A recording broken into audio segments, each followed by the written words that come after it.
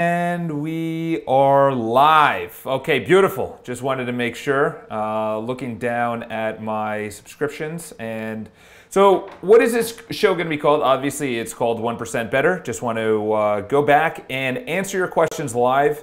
And anything that you have in regards to health, wealth, love, happiness, relationships.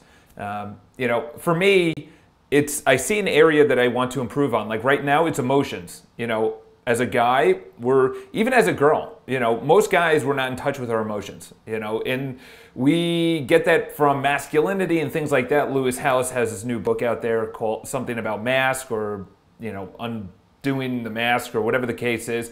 But for me I thought I was my emotions. I thought I was my feelings and my brain and my thoughts and things like that. And then you start removing yourself when you start meditating. You start removing yourself and you say, I'm not my thoughts, I'm not my feelings, I'm not my pains or my hurt or my fear. Those are just things that are just manifested in our brain. Then we come along to emotions, where emotions, it could be fear, anger, jealousy. These are big emotions that if we just keep on thinking about it, we're never going to move beyond it. So someone like myself, I just want to pop back into the live stream in case you guys have any questions, is that we're going to have, first of all, just a little housekeeping is that we're going to have two shows. We're going to have 1% Better, which is I take all of your questions and I just make it a little bit better, or you add something and then we just banter back and forth. So that's going to be more of like a volley, a back and forth. And the second one is going to be the Charles Botensten Show. The Charles Botensten Show is essentially going to be going over one topic. And listen, we might combine it and just do one big show or whatever the case is, or just go live. I don't really care. Hashtag 1% Better. So I would say one of the biggest things on leaving a question is that you give a little backstory and then you answer the question. So we have one person watching right now, which is great. So I'm going to get into the questions. Number one, Tony Salmon said, what motivates me every day? So this is actually from my last live stream. He said, what motivates me every day is getting closer to my goal of being able to move out of my mom and dad's house and quit my 9-to-5 job. Wow, I would say that's a pretty big motivation. And I'll just relay a little story onto that, is that I lived on the 5th floor of a walk-up in Hell's Kitchen. I was paying probably $1,300 a month, which, seemed like a lot, but I was 27 or 26 at the time in New York City. You should be doing better at that time, or, just in life. I saw all of my friends, they were making a lot of money. 5th floor of a walk-up. 4 people that didn't know each other. We all met on Craigslist. My motivation was I needed to get out of there. I needed to move downtown. I needed to just have my life together. And when I came home and there were some people, out of 4 of us, some of us were doing good, some of us weren't doing good, we all had our different priorities. Nothing bad against them. And that's what I always say. Even in a relationship, people talk about it. They're like, well, and they just start trashing them. Unless they did something bad or illegal or immoral or immoral or unethical, it's like they're on their path. Perfect example is that the girl that I broke up with 2-3 years ago now, she moved back home not into her house because she was doing pretty well. She was actually doing better than me financially, but she moved back to Miami or around there, Fort Lauderdale, Delray Beach, Boca Raton. They're all the same thing to me now. And she got married about 1.5 2 years later. Her priority was, I want to get married. I want to have a house and kids. And she's, she just had her first baby. That was her path. All right. So I never actually fault anyone for their path. That's the way that it comes down to. So he says, what motivates me every day is getting closer to my goal of being able to move out of my mom and dad's house and quit my 9-to-5 job. That is awesome. Which, he continues, Tony continues, which requires me to be there at a certain time. In other words, I have no control over it. It's not about the money, but about the freedom. So in other words, he wants to quit his 9-to-5 job to have more freedom. Okay, so we're just going to go over that real quick. You're not going to quit your 9-to-5 job to have more freedom. Okay, that just doesn't happen. Okay, when you quit your 9-to-5 job, you have less freedom. Okay, you now become your own boss. No one's telling you what to do. 9 to 5, they say do this project or do this. whatever, be at this meeting, you have to be here at this time, you have to dress this way, and they legally can do that. When you're an entrepreneur or you're a solo contractor or you're an LLC, which I am, no one is telling me at 11:46 a.m. on a Sunday, which it is right now, to go Facebook Live, or I'm sorry, YouTube Live, to answer questions. Meanwhile, I know everyone that's watching or everyone that's going to see this afterwards is going to be like, oh, okay, this is called building your audience. This is called building your brand. This is called getting 1% better for myself, is that things that I think about that are just rehashing are getting neural translated in dendrites. Okay, so let's just go over this real quick. You learn something, you're probably going to forget about it.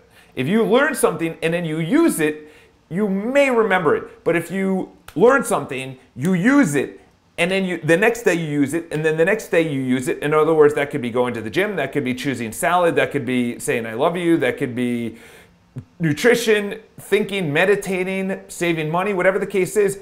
Your dendrites, essentially, that's what a habit is. A habit is. Okay, so let's go over that real quick. Is that when you have a habit, let's really dial this one in, just make sure that we're good to go, is that when you have a habit, your dendrites in your brain are neurally just connected. So, and the reason being is that your brain, you want habits to be easy. Because if you had a habit of not remembering how to walk or communicate or to think or to remember, then there would be no neural connections in your brain. It would be like this, and they would have to make synaptic connections between each other. But as it becomes a habit, that's why it's so hard to, as Linkin Park says, break a habit. It's really hard to break a habit because your brain is so connected in that area. This is your brain for walking, okay, and communicating in whatever language you speak. This is your brain and your dendrites, and they're essentially just like this. But say you had a connection of being negative or cursing or waking up late, and you wanted to break that. You'd literally have to pull apart the connection. So then it turns around and then it makes new connections. It's not easy, okay? It takes some time. So going back into the question, he says, I used to tell myself that I can't do stuff due to work like most people. But then I had a brainwave out of nowhere and now he blah, blah, blah. So essentially he talks about going into guitar lessons weekly. So essentially it sounds like that you want to go into, say, music, all right? I can't stress this enough, is that you don't do what I did, okay? What I did was I literally just quit my 9-to-5 job. I had, I think, about 2 months of income saved up, two and a half, 3 months of income saved up. And I had to just survive, or I had to move home with my parents, okay? That would have been nice embarrassing at age 24, 25, which isn't a big deal. I did it after that, no one actually knows that. This is the first time I'm publicly saying it. There was a time between probably about 2.5, 3 years ago, I had to go home for a month while I found another apartment. And that motivation of just saying, I never want to go out on my own and be financially just so insecure that I need to be staying at home. That's my motivation. So when someone you need motivation somewhere. There needs to be an external motivation. This is what I talked about last time. An external motivation is an accountability partner, a coach, your kids, your spouse, your friends, your family. An accountability partner is someone that, say you're dating them and they're crushing it in one area. The girl that I was dating, everyone that I dated at one time, I always just wanted to take something, but just borrow something that they're really good at. So say in college, I just wanted to make sure that the live stream was still good, she was really socially acute to everyone. Everyone loved her. She was the captain of her cheerleading team. I was shocked that she actually liked me, so much so that I was like, no, I don't think so. I think everyone's just pulling my leg and just fucking with me, because she was so attractive. Everyone had to date her, and then someone came up to me and like, by the way, Charlotte likes you. I was like, nah, because I was so insecure at the time. I was like, there's no way someone that has just tons of options, guys that are, you know, bigger and stronger, better looking. This is at the time where I had a fixed mindset. You know, if you don't know anything about fixed and growth mindset, go read Carol Dweck's book called Carol Dweck, just look her up, Dwecker, Carol Dweck, fixed and growth mindset. That's essentially what the two mindsets are. So he continues on, you need to first have motivation, because my insecure motivations, you know, it could be from childhood. You know, why are most bodybuilders short? You'll meet someone and they're short. Most comedians had a really tough childhood. So much so that what's his name from that great movie just killed himself. You know, that's terrible. Robin Williams killed himself because he still wanted that significance, that to make people happy. He only wanted to do that for other people. That was his cause, that was his motivation. But so much so he never looked inside on himself. He never fulfilled himself inside. His glass was brimming over the top for other people, but it was nothing for himself. He was empty inside. There was two, you know, it's really, really sad. Someone says, you never know. Chester Bennington, I think is his name, the front man for Linkin Park, a band that I absolutely love. You know, I never saw him in concert, but I love their music. And he killed himself. And there was an actual 6 days before he killed himself, he was on Carpool with whatever that guy is out in LA, and he has that great show, and he was carpooling around. You would never know. You would never know that he was sad inside. That's what's insane. And his best friend, Chris something from another band, 3 months earlier killed himself. So your motivation has to be beyond themselves, especially now.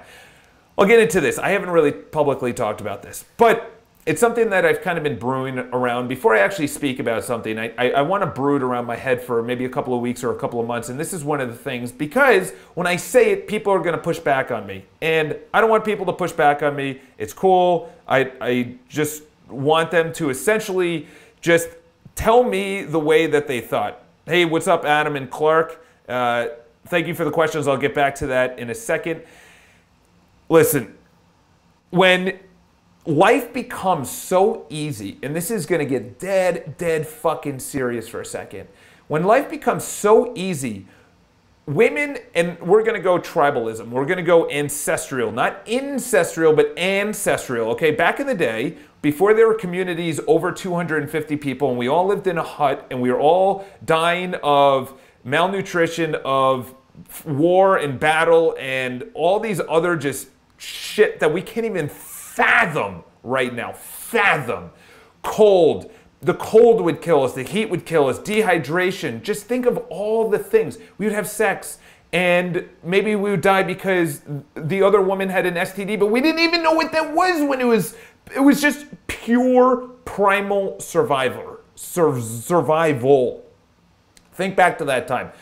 The woman had a mission to get the best spouse to protect for her and her offspring, okay? To protect the tribe that she was in, to keep the tribe going, to keep the community going. That was her main mission. So she put on top of that a jawline, strength, masculinity, leadership. She put that on a pedestal. So a guy would have to say, okay, for me to spread my seed, to continue the world, I would need to actually live up to this leadership, to this strength, to this survival, to go out, bring prey and water back for my family. And she, as my whatever, because there was no marriage at the time, as my spouse or whatever, as my partner, I would come back and she would tell me the good, the bad of what's going on, the drama in the community. That's why women are hardwired for socializing. Men are hardwired for just a mission. They don't care about that because that's how we needed to go through life. And when men start losing that vision, that focus, that path, as David Deida in The Way of the Superior Man, once they start losing that, you're fucked. And you start seeing that. Military guys, I'm a huge supporter of the military. I'm just gracefully blessed of everything that happened back in the day and today, of just, 1776, the Civil War, things like that. World War I, World War II, that's insane. My uncle was in Vietnam. He came back, alcoholism and things like that, ended up dying. So I understand when you come back, people tell you what to do. This is your mission. This is how you get there. Here's your training. Go do it. Execute. That's what it is, and that's what men are really good at. We're just, okay, here it is. Let's work together. That's our mission. Let's make it happen. Then they come back from overseas, and then there's no one telling them what to do. There's no, be here at this time, here's the mission. And then you lose that path, you lose that vision, you lose that focus. And it's just so hard to see that in someone when they lose that faith.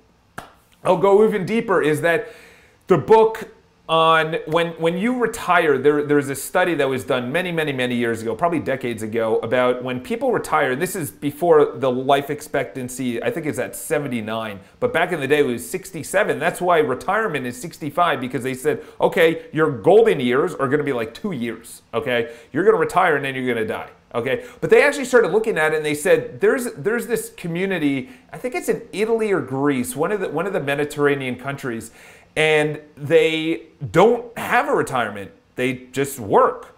And there's people that are in their 80s, 90s, and they just live. They don't have back pain.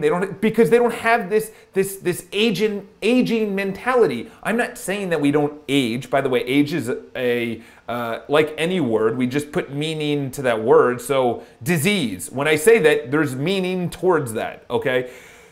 So there is no aging. They just work. They just work. 70s, 80s, 90s. They just work. Okay. Maybe they can't haul lumber, maybe they can't go out into the fields and pick grapes and berries, and they can't squash it and cut up meat and cheese and things like that. Maybe they can't do that. Maybe their children are doing it.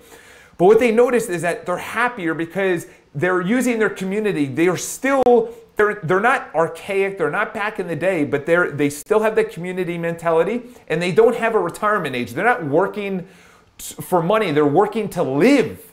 That's what's important. They're working to live. Okay, now we're so far advanced. It's so easy. Stay with me.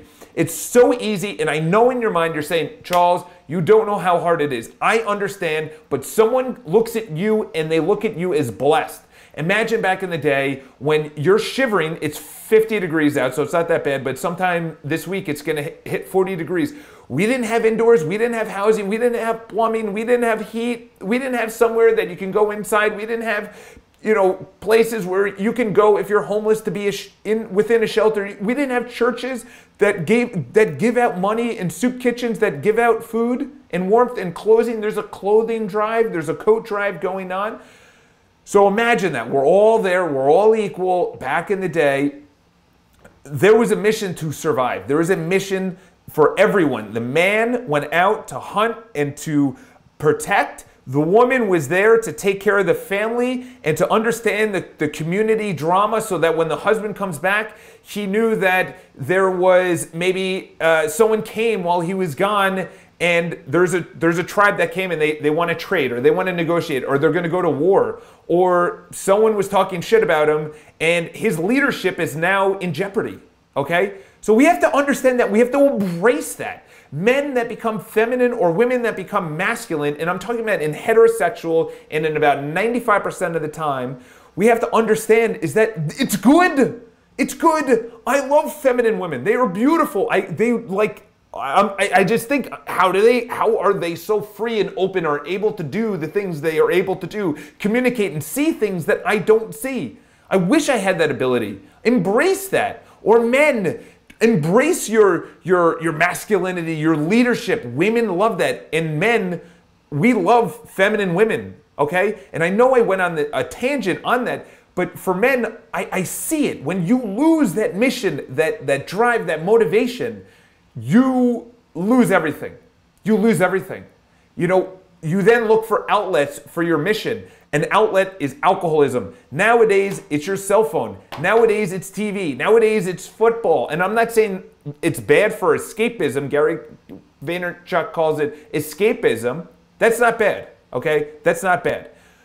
But when you rely on that, and you rely as that is my crutch to living, that's where it's not good, okay? And women, this happens with you as well, is that you say, you know what, there's no guys out there to date, or you know what, my mission is I got to wake up and go to work or whoever. Now I'm just talking to the general population, not even men, women, and whatever. And obviously, homosexual relationships, I live in New York City, a lot of my clients are gay. There has to be a dichotomy. I thought I wanted a very alpha female. I know this is a total just rant about meaningless bullshit on a question that I got before. However, you have to understand that this is things that you have to think about. And you can't think about this watching TV. You can only think about this through education, through time, without your headphones in. This is through meditation. This is through just Brian Johnson. Okay, I'm not going to give you the password and username of mine, but Brian Johnson, how much do you spend on coffee? Just don't buy 2 lattes or make more money, whatever the case is. Do a side hustle to go into brianjohnson.me. Brian Johnson is a philosopher, if he wants to be regarded as that in today's day and age. This guy reads probably 2 or 3 books a day, and he's living what he preaches. And he just came out with something. It was either journaling, and he calls it the Masterclass. And the Masterclass, and it was a true Masterclass. I don't like people that call them Masterclasses. I went to Ryan Serhant's Masterclass yesterday, and it was not a Masterclass. Ryan Serhant is on $1 Million Listing. Nothing against him, but it was not a Masterclass. Okay, he called it a Masterclass, not a Masterclass. But Brian Johnson is an absolute incredible person. And go watch his YouTube videos. Obviously, those are all for free. Join his website. I paid the Forever membership back in the day, and I am so grateful. I am beyond. But he brought up people way smarter than all of us. Ben Franklin, Edgar Allan Poe, just all the brilliant, I forgot who else he brought up. They knew what time it was because every single day at 12 o'clock, they would go out, they would go for a walk, and they knew it was 12 o'clock because every single day he did it at the time. They didn't have watches, and they would look at this sky and everything like that. But they knew that whatever time it was, because he walked by their house, and he contemplated the good, the bad. What about my day? What went right? What went wrong? I do that about relationships. So when people say, and what got me on this whole thing is the question going back to Tony Salmon. Tony Salmon, thank you so much for your question, because obviously this is not only going to help us, this is why you guys have to leave questions, is because there are things in my brain that I would never have thought about, that like Brian Johnson. So he said, you can't contemplate with something, you can't contemplate passively, okay? So what is a passive contemplation? A passive contemplation is watching someone else, a YouTube video, music, things like that, where you're passively contemplating. Passively is where things are coming to you. In other words, you're being talked to. However, when you are actively contemplating, that is going for a walk, that is meditating, that is sitting alone with your thoughts. Sitting alone with your thoughts. That's why we're not able to do the things we want to do, is because we can't sit alone with our thoughts. That's the whole thing. That's escapism. Why go into an elevator and pull your phone out? Because you can't sit alone in an elevator for 10 seconds. I revel in the way that meditation was able to not only save me. I just want to make sure that everything's good. I haven't even looked at the YouTube stream. Okay, I'm assuming it's all good. I haven't looked at the comments. Sorry about that. But I revel in that I can get on an elevator, packed elevator, go to the back of the elevator, because I let women out, of course, before me. I usually let everyone else out before me, but I go in the back and I look around and I look at the elevator all around me. I'm like in the middle, and then all around me, and I look at who goes to their cell phone first. And there's obviously times that I enter the elevator and I have to send out an email or make a call or a task, and I'm not talking about that all the time, but I like to just take a general just awareness. If I have nothing to do, awareness on the dress of that person, the judgment of that person, the confidence, the stature, man or woman, it doesn't matter. If you can get onto an elevator and ride that down in your thoughts and be fine with your thoughts, highly recommend. I think I have it over there. I may have it over there. There's 2 books by Michael A. Singer. Both of the books are absolutely incredible. Number 1 is the Untethered Soul, and the other one is, I forgot them, but look them up. If you really want to just have your mind blown, he did an incredible interview with Oprah. Michael A. Singer, he's an author, and he was the one that essentially said all the things that are traveling above you are just, you can either accept them or just know it's a thought passing. your girlfriend doesn't text you back. I'll give you an example. 3 girls' numbers I got over this weekend, not one of them has texted me back. What can I think? It was me, it was them. We were, we had a good time out at the bar. Maybe they just don't remember me, whatever. I can either accept it as the extreme, girls don't like me.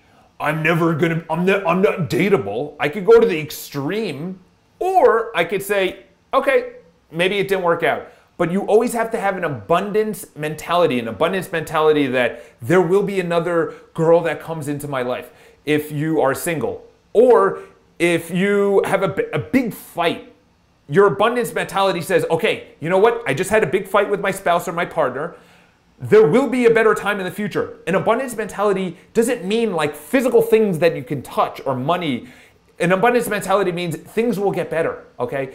What I learned this year is that really what you want to get, the title of the show is 1% better. Hashtag 1% better. I'm going to hopefully, brand all these things in the future, 1percentbetter.com, or you can steal it right now and, I'll buy it from you.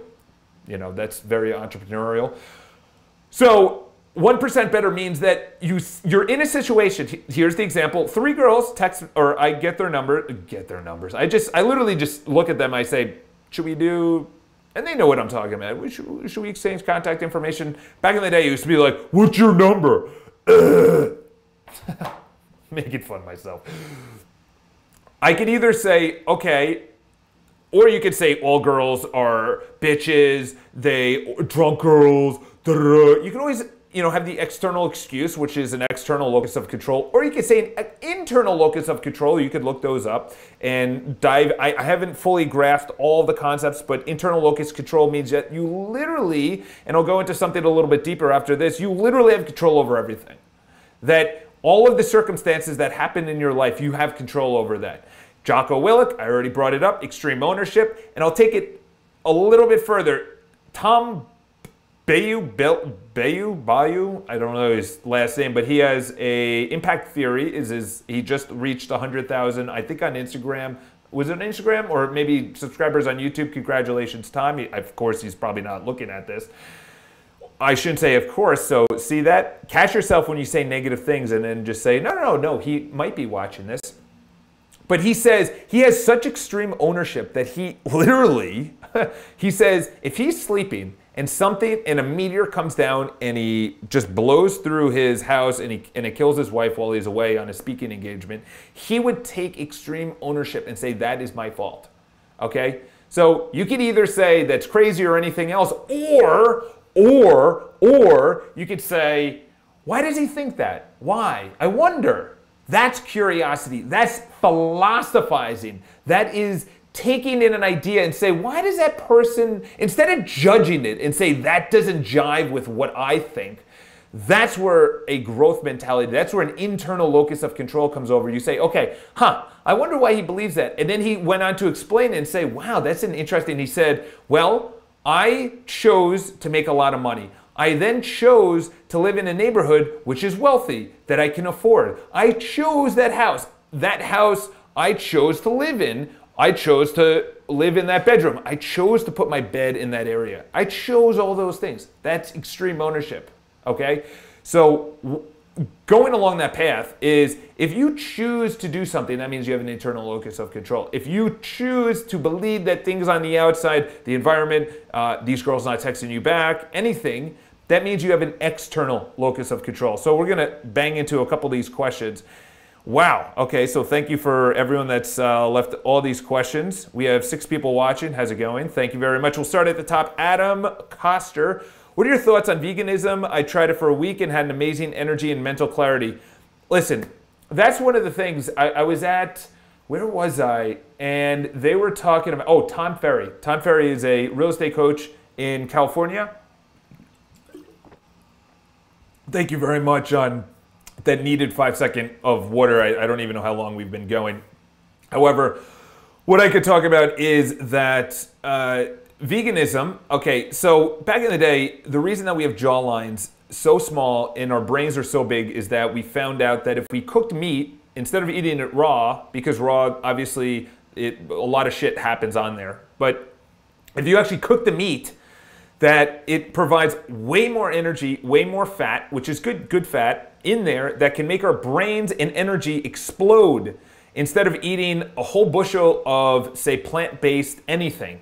You know, that's why we love sugar. But that's fructose. Fructose is the sugar within strawberries and watermelons and melons and whatever in fruit. You know, fruit, blah, blah, blah. And then you have sucrose and a bunch of other bullshit croses that are out there. You know, high fructose corn syrup is the worst thing that you could do. Watch that sugar movie, and I'll talk about that because it has to do with veganism. Try it out. So going back to what I was talking about with Tom Ferry. Tom Ferry said that you have to fail a lot. You have to, he has a sign in his office. We're going to have a sign in my office. It says, always be testing. Always be testing. Always. Test things. Test. I went a week without milk, having any milk or any dairy or anything like that, and my skin cleared up, and I was like, well, maybe it was the milk. So what did I do? I then started drinking milk again, and then I started breaking out in pimples and acne, and I was like, wow. I was like, okay, so what did I do? I eliminated cheese, and cheese gives me gas. So I'm like, well, cheese gives me gas, milk makes me break out. I'm gonna avoid even milk when I put it in coffee. So now when I have black coffee, I just have the black coffee. You should have it out of a straw so it doesn't yellow your teeth. And I had it this morning. I was like, should I go with the milk? Should I not go with the milk? I know the milk tastes better, but think about also just milk in general, and I'll get into veganism. I had my first steak on Friday. Actually, we'll continue with the milk, is that we're having milk from, it's from another animal. We are animals, another animal, and it's only meant for their young, okay? And when do we have milk? When we are young, okay? So we're an adult having another animal's milk, okay? Just think about that for a second. Going into veganism, I had my first steak in probably my first meat experience. I don't like it because I know what they do, okay? They fatten it up. And especially we're going right into Thanksgiving right now, and it's just, I don't recommend having too much. Maybe you have like 1 or 2 pieces. The reason being, just look up all the shit that they eat. They should have been only grass-fed cows. Now they eat so much bullshit, you know, and then they inject it with hormones. The corn that they eat, they're not supposed to be eating corn, but corn fattens them up. And then where do they get that corn? Because it's cheap, it's inexpensive, it fattens up the cow or the turkey or the chicken or whatever. You can see where they are. They're in these huts, and then the animal's stressed out. They release those hormones of cortisol and everything throughout their flesh. So they're literally, that's why when they look at like a healthy organ or a healthy brain or things like that, there's a difference between a healthy brain or someone that continuously reads, dementia going into a later age, someone that actually does crossword puzzles or thinks or tries a new hobby or a new language or brushes their teeth with their opposite hand or something like that, or they drive different to work. You're making new neural connections through your brain, new dendrites. And then you have myelin. Myelin is the white stuff over your brain that solidifies. They have brains of older people, and they cut it open and they dedicate their brain to science. And there's a massive difference between the people that have dementia, the people, so dementia, I was talking about actually retiring. Whoa, it's crazy. I don't really want to retire. It's not like I want to work forever, but if you don't have a mission of going to work, of leaving a legacy, of speaking, of talking, or anything like that, look at Brian Tracy. Brian Tracy, he's not really a motivational speaker, but the guy is, I think in his 70s or 80s. Look at Bob Proctor. Bob Proctor is 81 or 82 years old. This guy is sharp as a tack. He looks amazing, full head of hair, still talk. He's out doing Facebook Lives. He's speaking incredibly. Look him up, Bob Proctor. Think and Grow Rich is obviously his whole jam. So I don't really like it unless it's really clean meat. You know, the clean meat is it's cage free, it's out in the wild, it's eating grass, there's no hormones, there's nothing in, just look it up. I'm a fan of it, and obviously that's the thing, Adam, you just had energy and mental clarity, of course. That's amazing. Clark Bolding, longtime subscriber. How you doing, my man? Appreciate for the question. What first brought you to New York City? So I grew up on Long Island, which is, you know, my mom grew up in Queens, my dad grew up in Chicago, and my mom is, you know, we came from a family of firefighters, a lineage of people that didn't really have a lot of money, firefighters, cops, just Irish, just people that beat each other up and drank and things like that, which, obviously now I'm trying to break out of the mold. It's like, oh, that's fun and everything. But I don't really drink that much anymore. When I drink, and I go, I need to calm that down, but I'll drink once a week, maybe, not even, like once every 2 weeks, because my mission is very clear. My motivation is very clear. So I want to build a legacy. I want to build a brand. I want to give back in as many ways as I can, through education, through training, through reading, just live out my potential, okay? So what first brought you to New York City? I go other places and I notice that I can't live there because I am in a car. I love the hustle and bustle. I love just New York. I love the really bad things about it. I love the cold weather. I love the smell. I love the trash. I love how hot it gets. I love people. I love the homeless people. I just love all of it. I really do. I love the homeless people because they're hustling. It's not easy to be homeless in New York City. It's easy to be homeless in Venice Beach, California, because you can live outside. But once it starts getting cold in New York City, it's not easy. You got to hustle to get your food and your money in New York City, and it's expensive. So it's like, Frank Sinatra said it back in the day. He grew up right over the water, right over the Hudson River in, I think, Hoboken. Hoboken, by the way, as a little fun fact, that's where Aaron Burr and Alexander Hamilton, and obviously Hamilton is from the very famous play, Hamilton and Aaron Burr, they had their shootout, their famous shootout in, was it Hoboken? I don't know. But Hoboken was also the birthplace of baseball and Frank Sinatra, but Frank Sinatra said, if you can make it here, you can make it anywhere. So when someone says, can you do entrepreneurship anywhere? Yeah, on your computer. But if you go to a big city, and I also like the women here because they're driven and they're just very attractive. I just like the mindset. Back in the day, I liked Miami girls because they're tan and they're sexy and they're just sexy. I liked LA girls because they really took care of themselves, and each place has their own, jiving. But as I got older, I understand now is that I don't really relate to them on an intellectual basis. So in New York City, I love a woman that reads, takes care of herself. She's at the gym, and she's at the gym early when you could easily stay in bed when it's 39 degrees or when it gets into the teens. So moving on, we have Marjan Flores-Smith. Charles loves his morning routine. My first good habit was not snoozing. Very good habit. There's actually an app out there. I don't know the name of it, but someone was talking about it. Is that if you snooze your alarm, actually there's two ways to think about it. Is that if you snooze your alarm, it's connected to an app that then donates money to a charity that you like, but I think it should donate to a charity you don't like. So if you're a Republican, it goes to Hillary Clinton. If you're a Democrat, it goes to Donald Trump. I had to think about it because I don't really follow politics that much. Adam Koster, same here. It seems like veganism is inevitable for my self-development journey. You don't have to go veganism. Like I said, there's three things. Someone actually mentioned it. They called it the white devil. I was like, well, I think you should, really think about that a little bit different, brand it a little bit different. But the three white devils, that's the way he said it. So number one is white sugar, white flour, so any kind of flour, any kind of bread. And the other one was milk and cheese and dairy and things like that. So he called it the three devils. Obviously, sugar is the first thing. Out of all those things, I highly recommend taking way out of your life. For your teeth, your mental clarity, it rips up your gut. It feeds into cancer cells. It feeds into the bacteria in your stomach, which means that you can't actually digest food as good and as much. It eats away at your liver. It's just the worst thing. Sugar back in the day was good because it was fruit and melons and things like that. Nowadays, they have it where they literally boil down a piece of cane sugar and they boil it to just the liquid of just the sugar. And that's the thing is that I think it was a teaspoon of high fructose corn syrup was like 3 cane sugar, like 3 pieces of cane sugar. And the reason being is that within cane sugar, there's fiber. Fiber is what actually fills you up when you eat. Continuing on. All right, I started getting serious about self-help thanks to Charles. Good to hear, buddy. Listen, it wasn't cool, okay? When I started, people made fun of me. They said, oh, you're going to that big tooth guy that uses rope to actually floss, Tony Robbins. And I still get made fun of it, because just in New York City, it's not cool. In LA, it's a little bit cooler. Miami, it's a little bit cooler because of the whole lifestyle and things like that. There's really not a lot of people that I know in New York City. So when Tony Robbins comes to town, I love meeting people from New York City that are actually reading or things like that. And what I've noticed is that as I put out more, I'm connecting with people.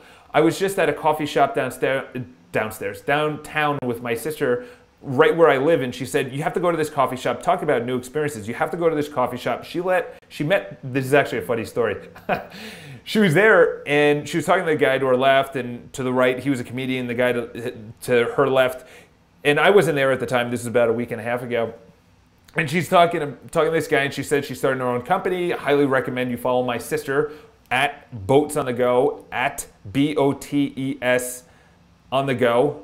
Boats is obviously Boatenston, but Boats on the Go, she gets paid to travel. She has this awesome Instagram. Highly recommend checking her out. However, she's talking to this guy, and she's talking, I got to start a website and everything else. And this guy, I started a really popular website. She said, can you develop it? Well, I don't really develop websites. And she goes, okay, do you know anyone? And he, gives her advice. Then he walks off. The guy to her right is laughing. He goes, do you know who that was? And she goes, no, a guy that develops website. He goes, yeah, that's Craig's. That's Craig. She goes, oh, okay, Craig what? And he goes, Craig, I think it was Craig Newmark, the guy that started Craigslist, multi-billionaire. Oh, okay. My sister's like, I just asked Craig from Craigslist to build me a website. So it's funny to think about that. But when I was downtown, I don't even know where I was going with that. But I highly recommend that so there was a guy there, and he had the book. I have it over there. I'm looking over here, which is The Subtle Art of Not Giving a Fuck by Mark Manson. If you don't want to buy the book, The Subtle Art of Not Giving a Fuck, then an incredible book. And I saw it, and I was talking with this guy about it, and I started bringing up other people. And what I noticed is that I'm so far advanced in the book genre, because I'm 12, 11 years in, that I'll say people that maybe you should have heard about. Ryan Holiday, obviously he has a ton of books out there. Brian Greene, not Brian Greene. What's the other guy? Brian something, 48 Laws of Power and 50th Law, or 49, whatever the heck it is. Anyway, Amin Garbari, what's up, man? How you doing that? Invest in yourself in libraries. Agreed. Chris L, do you still eat oatmeal for breakfast and salads for lunch and dinner, Charles? What is in those salads? Leaves alone isn't enough calories. Do get organic. All right, so Chris L, I think it's Chris London, maybe. I don't know. There's a lot of Chris's that are on here. How's it going? Long-time subscriber. I think he shot me an email as well. We went back. Robert Greene. There you go. Thank you, Chris. So, Robert Greene. Yeah, I think I actually said Brian Greene. You should go on and watch Brian Greene's PBS special, because I'll just go into this a little bit. Just to blow your mind for like 20 seconds. Has nothing to do with self-development. But if you go into physics of how the world is right now, you are literally taking in language through wires, through a satellite, wherever you are, through ones and O's. By the way, go into that. I forgot the name of it. The guy that invented the ones and O's.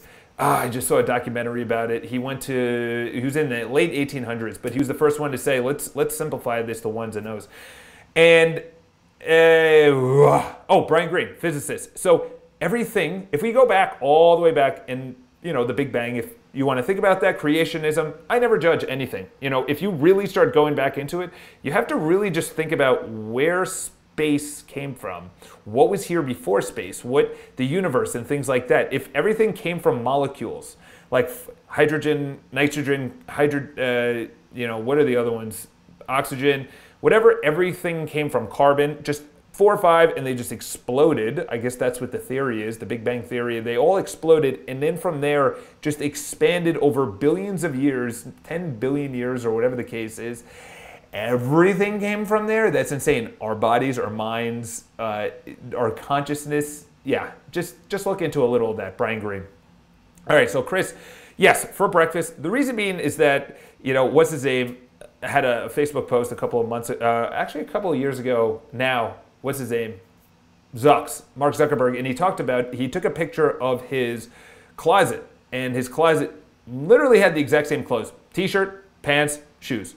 T-shirt, exact same T-shirt, pants, clothes, shoes. Exact same thing, and he took a picture and he said, what should I wear today? And it was the exact same thing. Why? Why does Jeff Bezos, Mark Zuckerberg, Elon Musk, why do they not care about what they think, or why do they not care about what they wear? Number one is they don't want to make decisions on what they wear. And number two is they want to have that as a habit where they just go in, they pull out the same clothes because they want to have the other things, the tough decisions like business decisions, the visionaries, management, leadership. They want to have those things as their top priority. So for me, I wake up at the same time. I do the exact same thing every single day. I put out my clothes the night before. I put them in the exact same area. So I just do it. I just do it. That's what I do. I have the exact same routine. So for me is I get the same exact oatmeal with nuts. So it has 2 nuts in there. Nuts have fat, which is really good. So it's almonds and walnuts in oatmeal. Sometimes if I have a ridiculous class in the morning, I have a bar of nuts. It's very organic and healthy and things like that. And that gives me the energy. Because by the way, when I come to work, I start making phone calls. So you have to be on. And then for lunch, within the salad, obviously it's not just lettuce. If you want to go on, I don't know exactly. It has, tomatoes, black beans, tortilla chips, which obviously isn't the healthiest, but you know what? Tortilla chips gives me the carbs for energy. It's not healthy carbs, but it's still carbs that takes me into the afternoon. I really do it. I now am in such a good zone health-wise in nutrition and fitness that I have so much energy right now. Like I've been talking for 45 minutes. It's 12:27. I actually just started the live. So why am I doing this? Okay, let's just think about this for a second. Why do you do anything? You have to do it for an ulterior motive. Usually in a good way. If you're doing something to make someone jealous or to just be a dick, then obviously that's not a good way to do it. But my ulterior motive knows that at one time, it's 45 minutes in, I'm gonna have to be on for at least 45 minutes doing a speech or a Q&A or a book signing or a book deal. This is not for now. This is for me being able to riff live to you guys, answer your questions, and in the future be able to do this for another, say, hour and a half. Because I looked at a speaker, I remember, this is what you have to think about, is that you have to look at a situation and say, okay, what are they doing right? What are they doing wrong? Okay, number one is, what are they doing right? Gary Vaynerchuk is always on. And he said, for me to always be on, I have to get my health in order, okay? I can't just get my health in order. I need to pay someone to get my health in order, okay? If you can't afford it, like me, you have to hold yourself accountable. Okay, so he said, I need to be held accountable. He brought someone on, and now he has his health handled. I looked at him because I've seen him speak multiple times now. I've met him, probably 2 or 3 times. And the guy is on. He looks at you. He's so present. So I took away, I said, okay, for him to be present, that means and he's 42, turning 43, or 41, turning 42. But he said, okay, for me to get me really dialed in right now, I need to get my health in order. So I looked at it and I said, he just spoke for 45 minutes. Then he did about 15, 20 minutes of Q&A. So that's an hour. By the way, when you're public speaking, that's a lot harder than Q&A because public speaking, you're just doing what I'm doing right now, which is riffing. You're just blah, okay? I highly recommend everyone to go live because for you to get into self-development, you have to take action. You have to be unfearful, okay? What I did for 10 years was essentially just learn. And I took no action. I just learned. That's it. That's all I did. For 10 years of my life, I just learned, okay? That's not the right way to do it. Gary just took action, okay? Do I recommend that? I recommend a combination of both. Okay, now I say, okay, here's my vision. How do I get there? Okay, I want to talk for an hour, and then you do Q&A for 15 minutes, and then he did almost another hour of pictures, which means he also had to be on. He had to be on for like looking at someone for 2 hours of his life. And then be on, because when he went back to this thing, he probably had calls from VaynerMedia and things like that. So going into that, I don't even know where that came from. So yes, I am in such, listen, when people look at me, they're like, oh, you're thin and whatever. Yeah, you know what? First of all, I look great naked. And I'm just going to throw it out there. And the reason I'm saying that is because I remember someone, I just want to make sure that I haven't even looked at this live stream. Okay, good. I'm just assuming that we're good to go. So, and obviously you guys would hopefully tell me if I'm shitting the bed right now, the volume or whatever's not working. However, so with health is that you have to get to a place where your body, by the way, look at Africans that are still in their tribal that are still hunting in hunter-gatherers in Africa, okay? They're not big, bulky, big people. You know, we put all of that weight on. And by the way, is that healthy weight? Is that natural weight? Or is that like what I was in college when I played rugby? I was probably 30 pounds heavier. I don't have any photos of it, but I was a jacked guy. I was putting up 225 on the bench multiple times. And it was all fake bullshit, prosthetic, or just fake protein, and it was not good for me. And I probably ripped up my insides, and I then started not taking protein, and then I started losing weight, and then I was like, okay, maybe that's not my natural size. But when you see hunter-gatherers in Africa, though, that's the size we should be, okay? We put on all this extra weight. So yes, first of all, I'm probably faster. I'll say it, I'm faster than most people. I'm definitely faster than you, Chris, unless you run track. I'm very strong for how I look. I am very flexible because, and I'm saying this now because I can confidently say that because I took care of my mindset, then I took care of my nutrition, and now I'm taking care of my fitness. You can't do it all at once. You can't just do meditating, waking up, nutrition, going to the gym. You'll never do any of it like I did, and I failed for many years. I ate sugar for way too long with coffee, and that was like my diet. I don't even want to think about those times, but that's what it was. I don't even count calories. Calories is bullshit, okay? I'll just throw it out there. It's not that it's bullshit, but there's healthy calories and there's unhealthy calories. Just like there's healthy fat and unhealthy fat. Just like there's healthy carbs and there's unhealthy carbs. Just like there's so many different types of fat. There's trans fat, which is very bad, and then there's healthy fat within meat, and then there's healthy fat within nuts, okay? So I have healthy fats. There's healthy fats that you need for your brain. Okay, we came from this massive just bullshit study of the 50s where instead of putting sugar as the devil, we publicized that fat is bad, okay? Fat within milk, all right, I don't know, depends because it's sort of healthy, but it's not really healthy. But fat within other things like potato chips and everything else, clearly that's not healthy because we just made that shit up. It started from a potato, but it then became some fucking made up thing.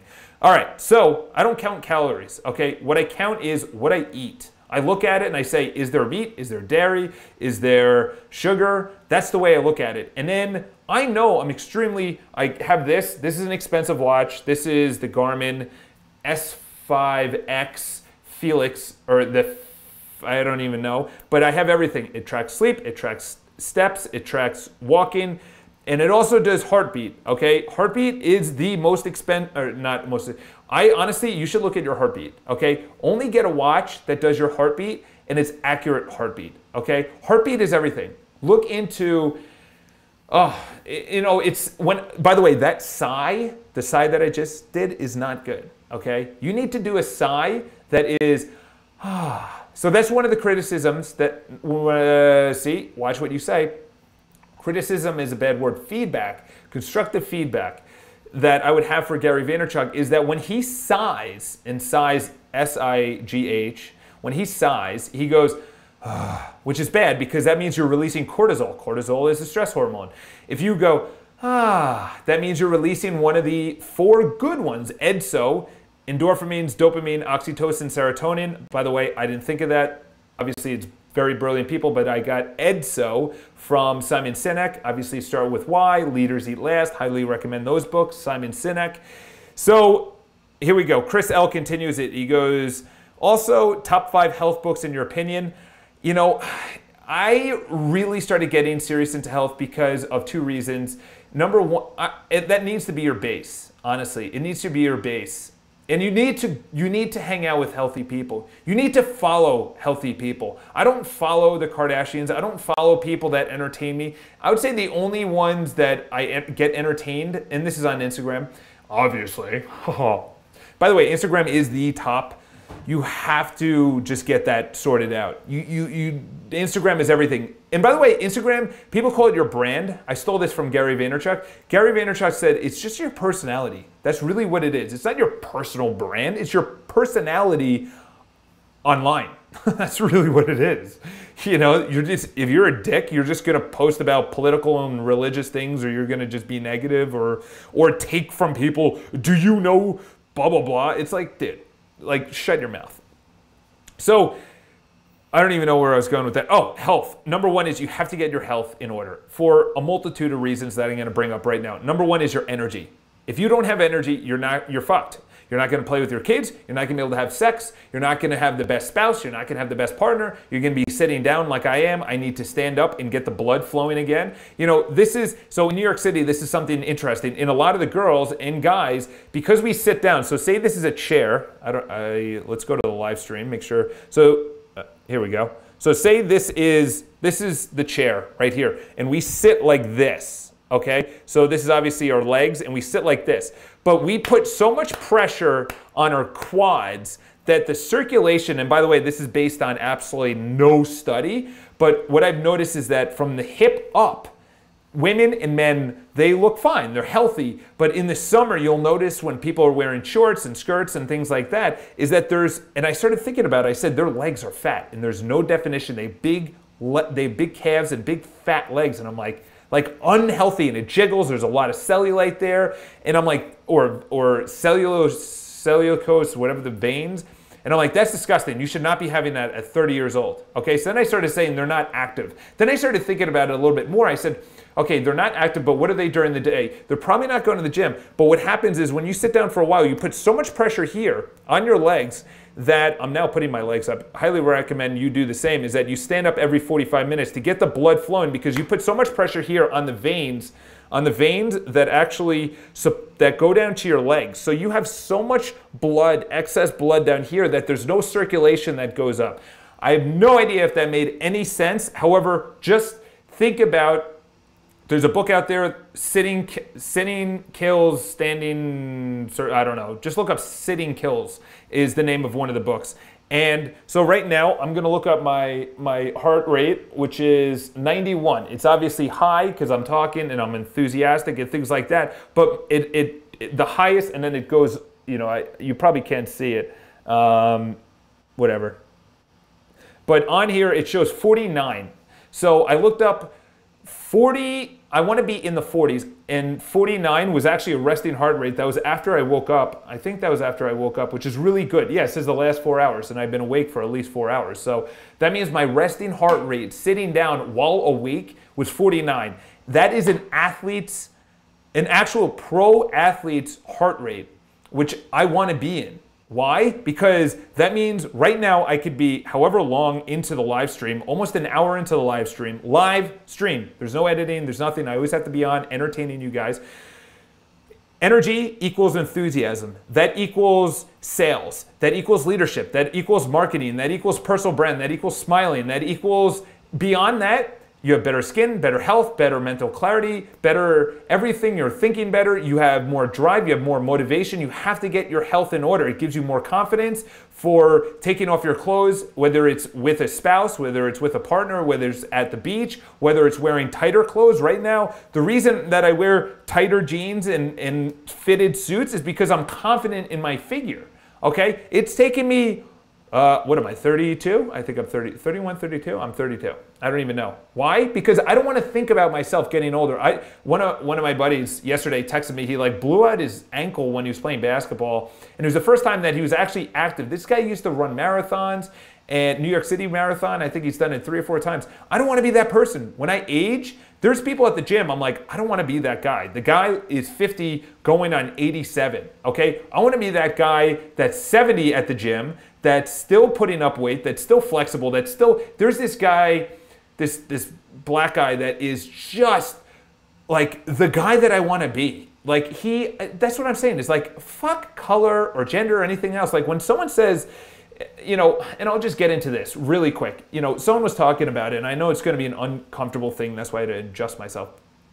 But Katie Couric was interviewing, what's her name? Judge Judy. And Judge Judy, you could say whatever. The woman on the show, obviously, she's ridiculous and everything else, but that's for TV.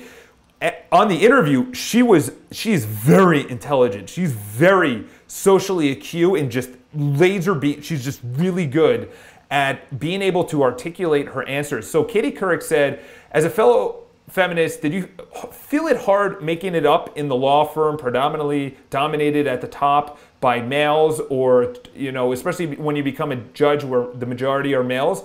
And what's her name came back with one of the most brilliant answers. I myself, I don't look, I just say, how do you treat people? How are you? Like color, gender, size, you know, shape, whatever. It's like, I look at the picture, okay? So Judge Judy came back and she said, I don't see myself as a feminist, okay? And I was actually talking about it with my sister. My sister, she rose to like number 48 in California for assets under management because she entered meetings where it was all guys, and she said she entered the meeting as a professional, not as a woman professional. So this guy who at the gym, I'm talking with him, he's 49, shredded, amazing life.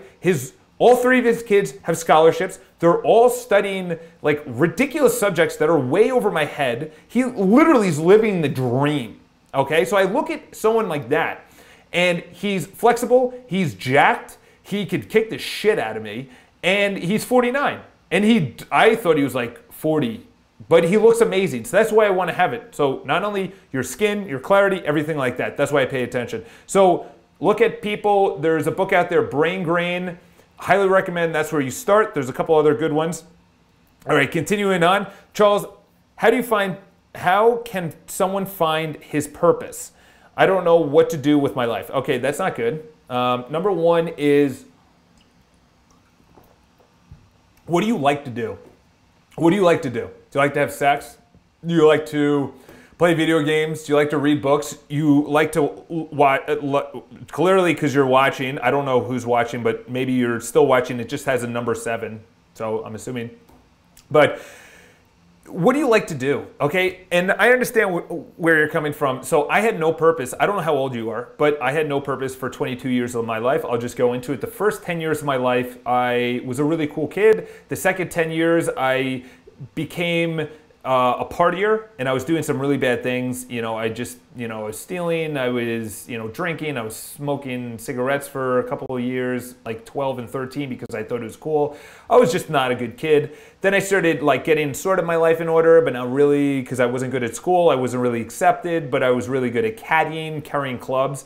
And I just tried a ton of shit. I was a waiter at a place at I-95 in Pennsylvania, in York, Pennsylvania, when I was at college, and I had to take a bus to the diner. I was a waiter at the Olive Garden. I was in marketing. I did accounting. I did electric HVAC engineering.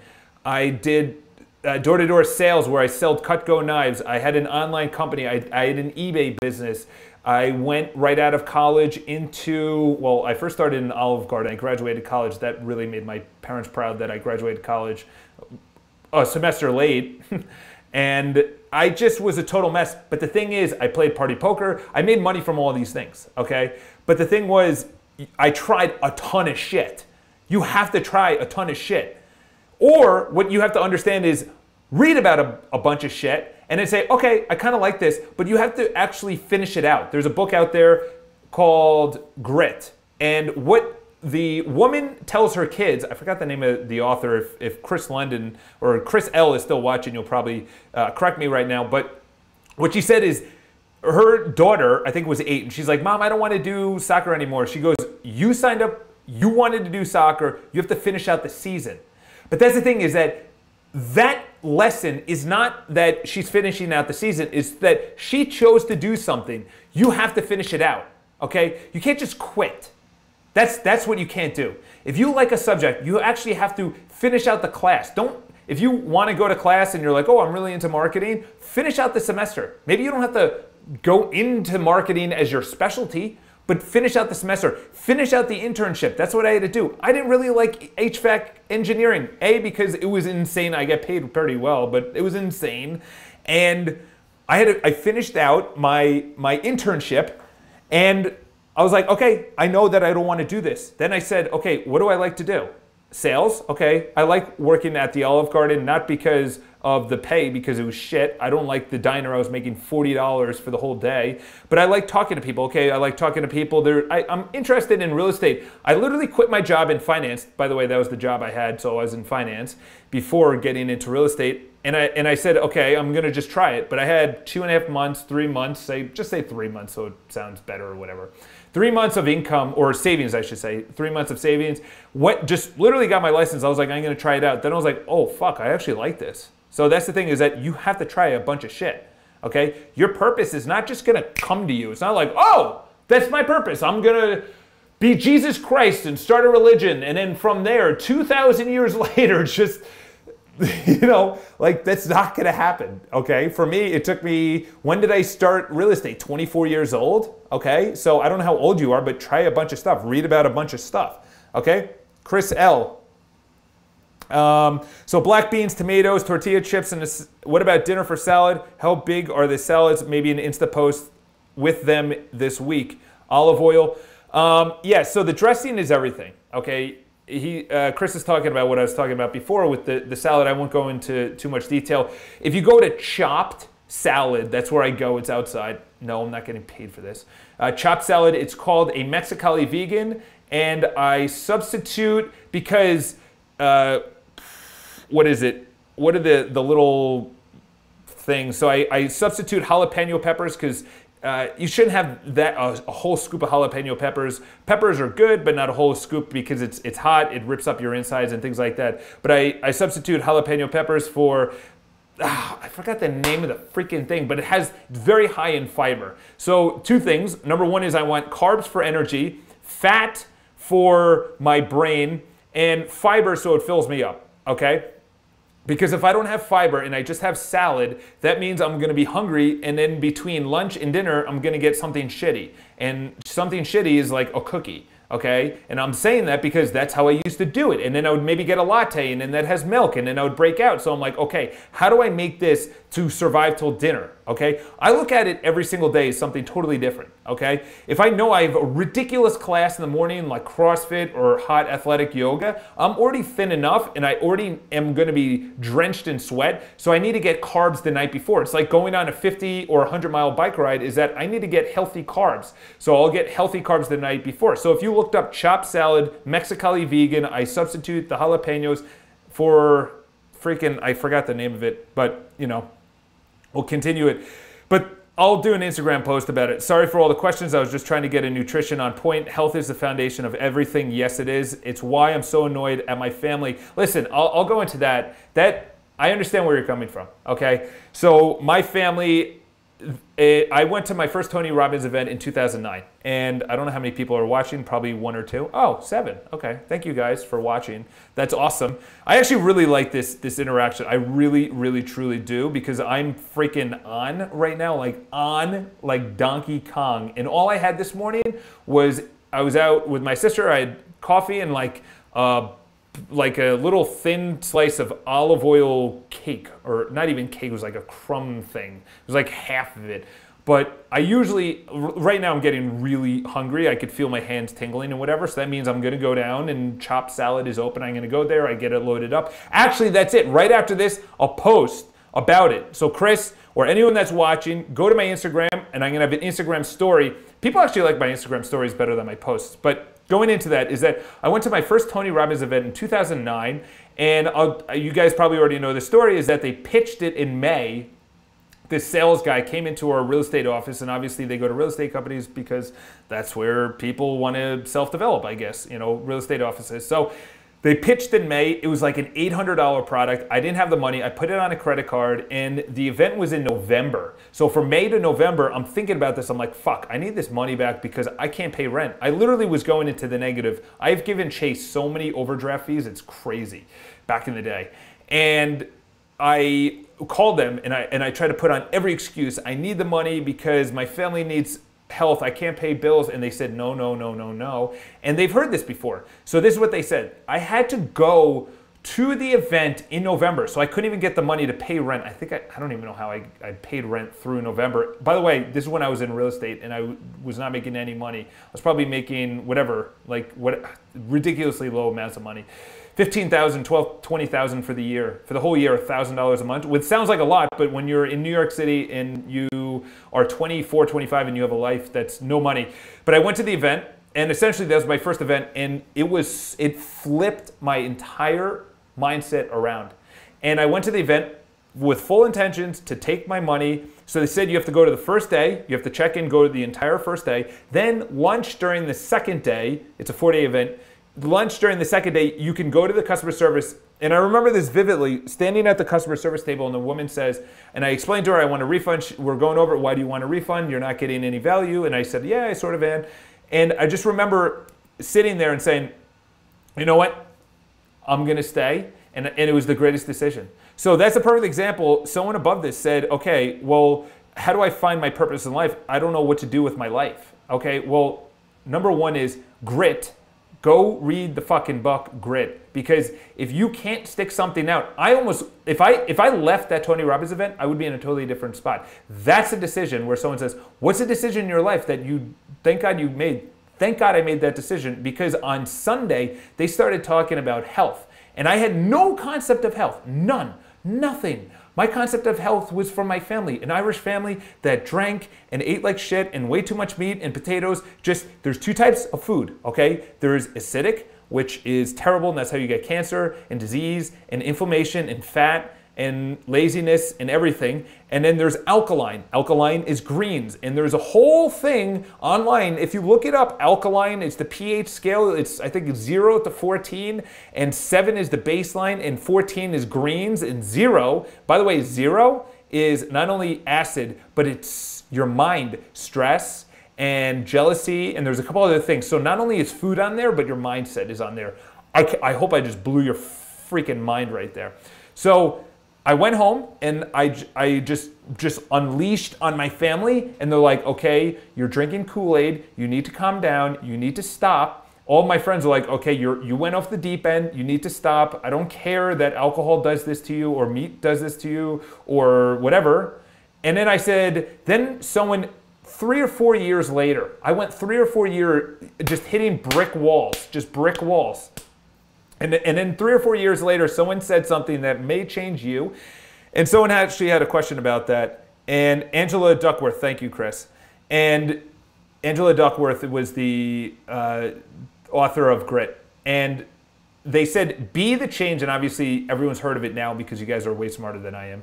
But be the change you want to see in other people. And I remember thinking, why is my dad not changing? Why is my mom not changing? Why are the people around me not changing? Why are my friends not changing?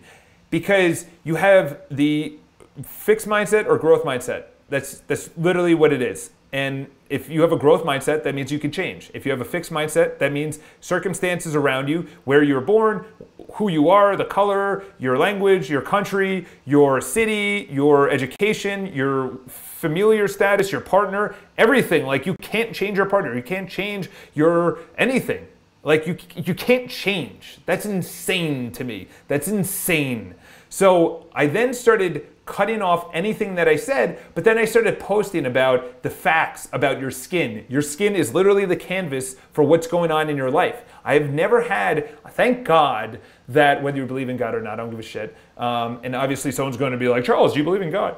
But thank God my mom instilled that medication is not good. And she got it from her mom. So literally everything coming down the funnel to you was from someone that was way back in the day, from that education to now. Okay, we've come a long way in every area of your life. So, all right, so there you go.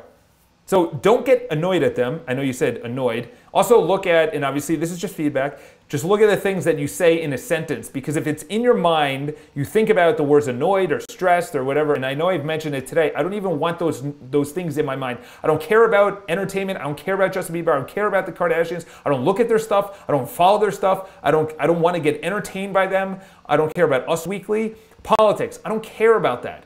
And I know Charles, don't you want to know what? Know there was a bomb explosion or there was a killing or whatever? Like, yeah, of course. I live in New York City. What is it, 2 weeks ago? And I city bike. And this guy literally drove onto the city bike lane and just mowed down, I think 8 or 9 people and just freaking murdered them. And what am I gonna do? Not city bike? There's this girl I go to the gym with. She's a lovely girl, and I love hanging out with her because she really pushes me. And that's the thing, is that you can't look at genders, and by gender, male or female, I don't know anything beyond that. You know, you don't know the gender, whatever, I don't know. I haven't done any research on it, but male and female, is that people, they're like, I don't like guys for a certain reason. Like, what? this girl, I love hanging out with girls, and I like hanging out with guys because guys I'm very competitive with. Girls, they are just free and open, and they motivate me, A, because they're beautiful to look at, because I'm a guy. But the one girl, she came into the gym and she's like, you shouldn't city bike and whatever. And I city bike every single morning from the gym. I have my habit. I city bike. I live on 4th Street. My gym is on 41st Street, so is my company. So that's what, 37 blocks on a city bike. The city bike, I think, is like a 35-pound bike. I have my gym bag. It's cold out. And that's where I get my grit, my masculinity. That's where I just love it. There's a book. I could actually just pull it up on my thing right now. Oh, it looks like there's 2 live streams. Sorry about that, guys, on subscriptions. However, there's a book by my buddy texted. This is why you need to hang out with people like me or you in the city that you live in, because he texted me. It's called Walt Whitman's Guide to, and obviously if you're a guy, I don't know. There you go. Well, I could put it in focus, but Walt Whitman's Guide to Manly Health and Training. And like, look at that photo. I don't know if you could put that in focus. Look at that photo. That's just a man right there. All right, let's put me back in focus. All right, cool. So moving on. Hopefully people are still watching. 115 minutes. That's crazy. So as a guy, you should read the book. What's his name? I've already mentioned it a couple of times. The Way of the Superior Man. There's a couple other books out there. If you're a man, even if you're a woman, there's another book out there. Way of the Superior Man, also by Mark Manson, called Women. And that was it. I wasn't good at picking up a girl or at least getting in relationships. Okay, so going on to Ronnie. Okay, Chris L, I love it. You're blowing up the chat. Encourage change, but it's so important that why I feel it's one issue I have to persist with them about. Listen, I don't know the circumstance, and I just want to make sure. Okay, yeah, I'm in focus. There we go. Wow, this is sick. I hope this is really clear for you guys. So Ronnie, he says, I skipped it. Or how do you differentiate between vision and desire? So desire is things that you want, that you are emotionally attached to. Vision is something that you see happening if you have faith. Okay? That's actually really good. Let me say that again. Vision is something that you see happening because you have faith. Okay? I have faith that I'm one day going to be a public speaker. For me, you know, my vision, let's see if you could see it. My vision, oh, you can't see it. Okay, I'll move the camera. I think I can move the camera. Okay, well, my vision is behind me. Maybe I could pull it up on my screen. Actually, I can. My vision is that sorry about that. Here, let's move the live. I'll move the live. So this is my vision right here. That is a full floor at Hudson Yards. Okay, so a full floor at Hudson Yards, and that's my vision. Okay, so my vision is, that's really cool. I did that. I'm super excited about that. But that's my vision. My vision is that I have faith, and actually I won't rip it down, but I'm looking at something right now, my 2016 map, 2026 map. So I have vision. That's something you have faith in actually doing. A desire is something that you're emotionally attached to, that you want or you desire. It could be a car, it could be a relationship, it could be kids, it could be something. A vision is more your legacy. Desire is more like, here's the best way to say it, is that you have a destination in life, okay? What's her name actually brought this up brilliantly. What's her name? TR's wife, Eleanor Roosevelt brought this up. One of the best quotes I ever heard in my life. And she said, you get on this train in life, and you probably already heard me talk about this. You get on this train in life, and you want to go somewhere. It could be anywhere. You want to go somewhere. And you want to get there so bad. You get on the train, and you're going and going and going and going and going and going, and you get there, and you say, wow. And you safely reach that destination, which is actually an elderly age. And she's talking about regret. And she says it's not about the destination, but it's about the stations, the train stations along the way. It's about the regrets. or I'm sorry, it's about the bankruptcies or the failures or the happiness or the kids or the marriage or starting your business. It's about the little stations in between.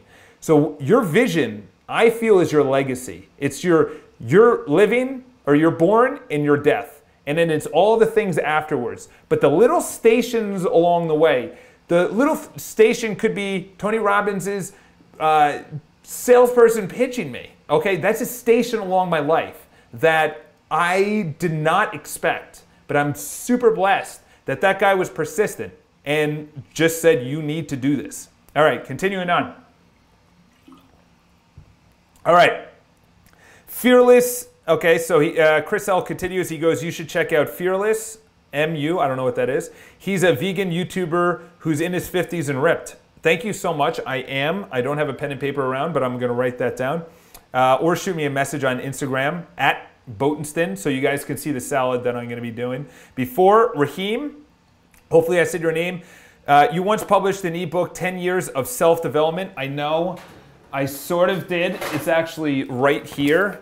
I don't know if you could see it, but yeah, this is pages of, here you go, number 66. Imagine the end goal and act today like you're already there. You know, that's from Bob Proctor. So these are things that I put down. Ryan Holiday also does this. If he reads a book and he thinks about it and he goes, holy cow, that's really good. For example, I was reading a book today. It's called Sales EQ, so emotional intelligence, or whatever the heck it is, EI, I don't know. But in there, great book. He also wrote a book called Fanatical Prospecting. But I'm at a point in my life where I'm really fine-tuning things, okay? So I went to see Ryan Serhant yesterday. He's the guy on $1 Million Listing. He wasn't really that good at teaching. But in there, I went there and I already have the macro things. I just need to dial it down. In the book, there's the small little thing, which is when you make a sales call, always have an appointment scheduled. So I never do that. So I'm really good. I'm already starting the sales calls. I'm already persistent. I already can get an appointment. But when I go on the appointment, always have a next appointment. Always have an action step. So this is the book. But Act As If is from Bob Proctor. And he said, act as if. As in, act as if you're jacked. Act as if you're brilliant or you're wealthy. Act as if you already have everything right now. How confident would you be? How confident if you walk around? I actually start doing this now that I'm getting recognized. Okay, I'm not. No one's recognizing me, but I'm acting as if. Do you understand the confidence? Even right now, I feel it in my body. I feel act as if. So you walk into a place and people recognize you. They don't or recognize it. They feel the aura. They feel the energy. And there is energy. Everything is energy, which is what I was talking about before. So can we get your ebook? Okay, that was the next question. I think I have it. I should have it. Yeah, that's actually a good idea. I was actually going to make, since I'm really not going to talk about it, and I'm going to be doing live streams, because I was always thinking of like content, but whatever. Yeah, I'll make it available, and I'll think of a way to actually do it. Probably icharles.com. I'm really happy about the website.com, but my website is shit right now. So thank you for your feedback. I'm 16 years old. Holy shit, bro. You're 16? Dude, at 16, I had a girl that I wrote her a card at 16. No, I was actually dating another girl. But right before that, this girl, I wrote her a card. She got sick. Wrote her a card, and because she was sick, and she never got back to me. And I was like, what the hell was that? I wrote her a card, wished her, and this is obviously back in the day before social media and things like that, and cell phones. But I wrote her a card, or maybe cell phones were just coming around. Wrote her a card, never got back to me. And then I started thinking, like, I gotta get this whole girl thing handled, because she didn't even, I called her on the phone to her house, and her dad used to play for the New York Rangers. Imagine that. You pick up and her dad fucking answers. Hey, is your daughter Laura there? Oh, and yeah, so 16, just try as much shit as you can. I was caddying at the time in the summers. So grit, you know, there's little things in my life that now I know. So we'll continue it. I want to be a millionaire. Okay, so Charles, do you know what the odds of you being alive? Yeah, it's like 400 trillion to 0. Yeah, you really need to start doing some research into just the blessedness of your life, that you're able to actually watch a live stream right now. I had to read books. I didn't have audiobook. I couldn't speed up a video on YouTube and things like that. All right, we'll continue I'll continue with this. But I am pressured by my parents to choose a career path. Listen, your parents came from a totally different generation. Okay, they came from a generation that they needed to stick to the one thing that, you know, not to talk about the Gary Keller, but there's one thing you need to do every single day. But there's one path that your parents used to stick to. My dad had to take over his parents' business as an accountant.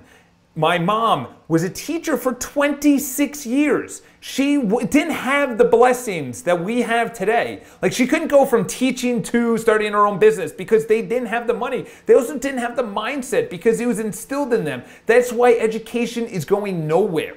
Education is going to get disrupted. SAP, ASAP. It is happening. And it needs to, because people like me and people like you, we need to focus on something. There's an amazing book, Good to Great, by, what's his name? I was going to say Phil Collins. Phil Collins is the freaking, I was going to say Chris Collins. Something Collins. And I know Chris L is going to look it up and tell me right now. However, they came out with that book, Good to Great, unbelievable book, and they actually instilled in that, where they took, oh, okay, you like sports, we're going to put you into the classroom where other people like sports. Oh, you like to code, you're going to be going into the classroom. And they tried it out at like 3 or 4 different school districts, and those kids, they talked the exact same way, so their nerdiness came out if they wanted to program, or they liked app development, or they wanted to be an actor, all those people. And then guess what? By the end of the semester, they were only like 10 or 11 years old. By the end of the semester or school year or whatever you want to, they went like, they had an exponential growth because they weren't surrounded by, here's an athlete, and here's an actor, and here's someone that likes app development, here's someone that likes to public speak, or whatever the hell kids like doing. And they're all surrounded by miscellaneous people, which is like a classroom, which is good because there's diversity. Diversity, by the way, is good, okay? Diversity is necessary because you need to be that renegade, that person in your family, that black sheep. So you can't convince someone. You can only be that person. And this is the 3 phases. I got this from Grant Cardone. Number 1 is they're gonna criticize you at first. They're gonna criticize, they're gonna question you, and they're gonna say, this is ridiculous. Then they're gonna hate it because you stick with it. They're gonna hate me because I'm saying greens are better than sugar. Milk is not good. Have iced tea instead of coffee. Have water instead of tea. You know, tea is good and everything else, but it gives you kidney stones because, look it up, the oxidation within your blood system and whatnot. However, be the change. So you're going to first get criticism, then you're going to get hatred because you're actually sticking with it. You don't need to convince anyone. Then they're actually going to accept it. And then the 4th and last thing which you want to get to, I know I said there's 3, but the 4th thing you want to get to is just the regard of, wow, I see that he's getting healthier, or he's getting smarter, he's getting better, or whatever you choose. So if you want to go with nutrition, so nutrition is health and energy and vitality in your skin and things like that. Obviously, if you go into fitness, that's all about your body, and they're like, holy cow, if they see you getting more energetic, or you want to start saving money, they will start seeing that and they say, okay, now he's actually saving money, he's getting wealthier, he's buying things, I should actually do that. Then they'll actually love you. It's the same thing with the Kardashians. They question it, then they hate it, then they accept it, and now they're like, they obviously still have haters, but they will then love you. And there's a lot of people that love them because they have, what, 90 or 100 million people following. That's insane. That's insane. All right, so we'll just end on this. I think that's it. I appreciate all the comments. I want to be a millionaire, and that's by Skinny Jeans. What I'll just end on this is that always ask the question, why? Why do you want to be a millionaire? Why do you want to lose weight? Why do you want to be an entrepreneur? Why do you want to start your own company? Why are you into self-development? Why do you want to change your parents? Why do you want to change your friends? Why do you want to be someone else? You know, because if you don't question that, you'll never, when it gets really, really hard, when you're hungover or tired and you don't want to get out of bed, or you want to hit snooze, or you don't want to go to the gym, or you just had a fight with your spouse or your partner and you just say, you know what, that's it, I want to break up. Why are you actually dating them? Why do you want to be a millionaire? Why do you want to have change in someone? Is it because you want it for yourself? Is there selfish reasons involved that you want to change your parents so they become better? So you know, for me is that I said, okay, you know what, if I can't change them, I want to be that change. They see it, and now they actually, my dad's going to the gym. He's 80-something years old. He's going to the gym, so I'm just blessed with that. So I'm going to leave you guys with that. Thank you guys so much for tuning in. This is obviously the live Q&A. It's known as 1% Better. Follow me on Instagram at Botenstin. If you guys have any questions, leave it in the comments below. I can't believe that. I literally went an hour and a half live.